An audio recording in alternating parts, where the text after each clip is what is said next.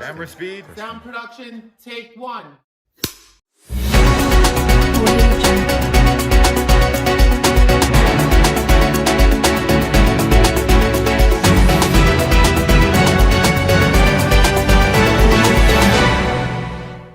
Tahukah anda, perkembangan teknologi komunikasi maklumat sedang merubah era komunikasi marca pada ini.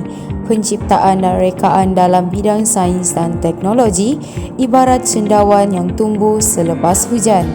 Sedar atau tidak sedar, kita kini berada dalam dunia cyber dan dunia tanpa sempadan.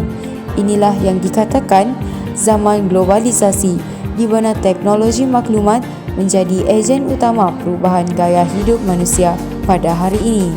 Dengan itu, kami telah membuka ruang kajian dan mengupas mengenai isu media sosial dan perpaduan. Video ini berjudul Kebaikan dan Keburukan Media Sosial dalam Mengeratkan Hubungan Perpaduan Antara Kaum. Polis menyifatkan penyebaran maklumat yang tidak betul agar di tidak media sosial bermain kini dengan semakin api dengan berleluasa cubaan sehingga menyemarakkan mencetuskan sentimen perkauman kericuhan. sehingga Menurutnya keadaan itu tidak memberi disebabkan amaran, polis sebaliknya perlu berkata siapa membetulkan yang bermain fakta dengan yang api diputar akan di media menerima sosial. akibatnya. Selain perlu Ahmad Zahid yang berdepan juga dengan Menteri usaha Dalam Negeri keputusan meminta bagi pengguna media mengurangkan sosial kadar jenayah. mencontohi etika Beliau kewartawanan berkata dan selain budaya itu penulisan jenayah yang lebih cyber baik yang seperti aktiviti diamalkan di mengondam media.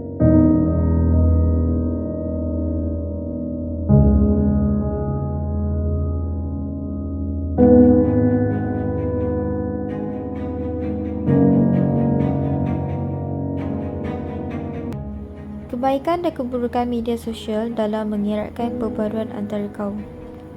Kebaikan. Yang pertama, tahap pencapaian pengguna media sosial dalam usaha menyebarkan info perpaduan penting dapat dihantar ke seluruh negara mahupun di luar negara. Kedua, inisiatif yang boleh digunakan oleh pihak bertanggungjawab dalam usaha mengeratkan perpaduan di Malaysia dapat dilakukan mengikut kreativiti melalui penggunaan media sosial. Keburukannya, pertama, segala perbalahan yang berlaku terutama berkaitan rasism di media sosial bakal kekal kerana internet disifatkan penyimpan maklumat yang kekal. Kedua, tindakan yang tidak bertanggungjawab seperti memandang remeh terhadap info yang merupakan cubaan pendedahan kepentingan perpaduan negara adalah tinggi. Maka pihak bertanggungjawab haruslah menjadi kreatif dan inovatif dalam memanfaatkan penggunaan sosial media secara optimal.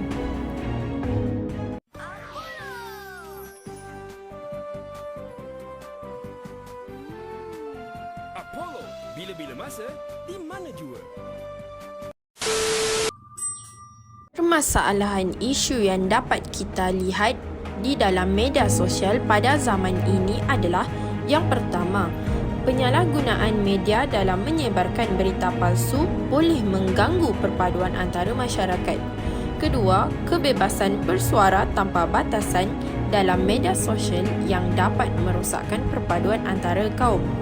Yang ketiga, pelaporan bermotifkan perkauman oleh media tertentu sering digunakan untuk mendapatkan lebih banyak penglibatan dalam siaran mereka yang dapat mendorong rakyat untuk berbalah antara satu sama lain.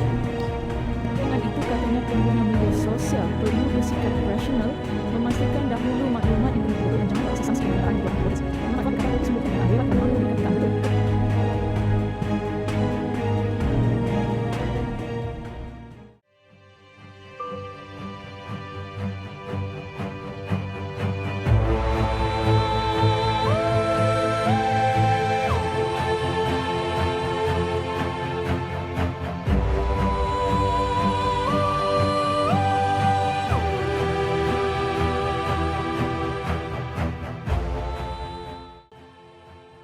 Alhamdulillah, telah banyak perkara yang telah saya pelajari menerusi projek ini seperti media sosial amat memainkan peranan dalam hal perpaduan pada masa ini.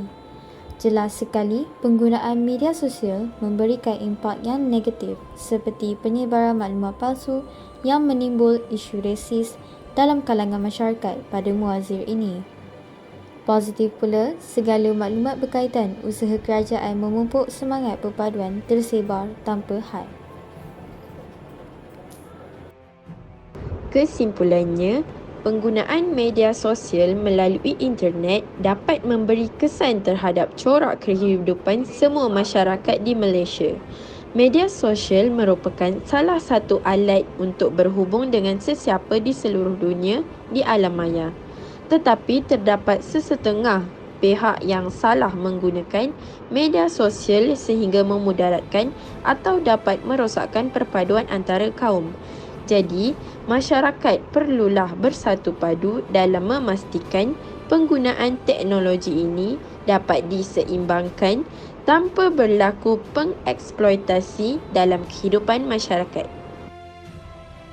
Menerusi projek yang telah dijalankan oleh kumpulan saya telah pelajari pelbagai perkara terutamanya berkaitan peranan media sosial dalam mengeratkan perpaduan di negara kita. Saya bersyukur kerana diberi peluang untuk menimba ilmu.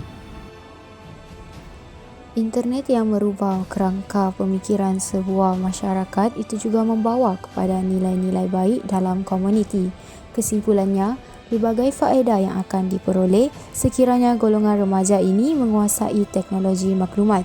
Kini, ia terserah kepada para remaja sama ada ingin memanfaat sebaik-baiknya atau tidak dalam perkembangan teknologi hari ini. Melalui kajian ini juga, saya bersyukur kerana diberi peluang dalam menimba ilmu pengetahuan yang baharu dalam memupuk jati diri seorang belia di Malaysia.